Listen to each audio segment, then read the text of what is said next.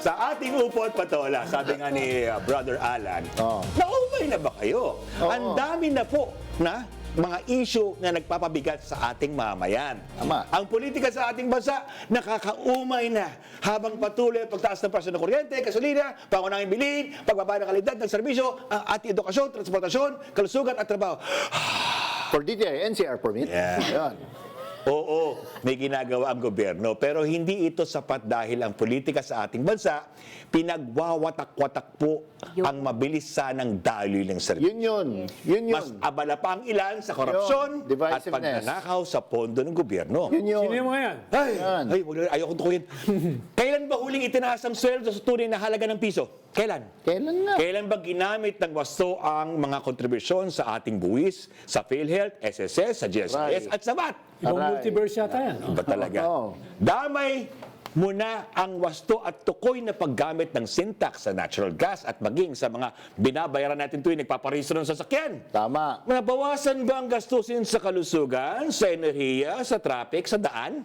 Kaliwat kanan ang krimen at mga kaso, may issue pa sa mga atleta natin. Pati yun. Napipintong impeachment at syempre 2 taon na lang, eleksyon na naman. Yun. Lahat ba ito kailangang ipolitika pa natin? Panagutin ang bata kung nararapat para hindi pamarisan. Pero hindi natin dapat idamay ang kinabukasan ng ating kabataan dahil lamang sa maraming kapabayaan na maaring maiwasan. Panagutin ang mga institusyon at mga tumatayong pangalawang magulang kung nilalagay nila sa panganib ang ating mga estudyante at atleta. Ganun kasimple. Hindi dapat pinag-uusapan kung ano pang universidad yan. Panagutin ang ating mga politikong nagkamali at nagdakaw. Walang sisinuhin na opisyal mula Pangulo hanggang barangay tanod, kaalyado man o kalaban. Basta nagnakaw, kriminal. Dahil ang korupsyon hindi lang pera ang ninanakaw sa taong bayan, kundi ang iyong kinabukasan. Tama. Imagine this, kung gagamitin at gagastusin lang ang kada piso sa kapangyaman sa tamang paraan, uunlad tayo at magagaanan. Tiyak yan. Correct. Sinisisi palagi ang mga botante sa pagluklok sa mga magnanakaw. Kaya linawin na natin to, once and for all, no? Oo. Kung ang idolo mo, magnanakaw, Yun. hindi ka botante, ano ka? Kasabwat. Kasabwat ka.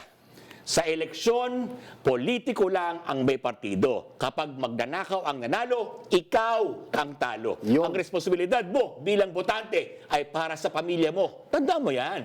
Kung gusto mo talagang ubaho ng iyong pamilya at kinabukasan ng ating bayan, yan dapat ang kaisipan na bitbit mo tuwing ikaw ay boboto.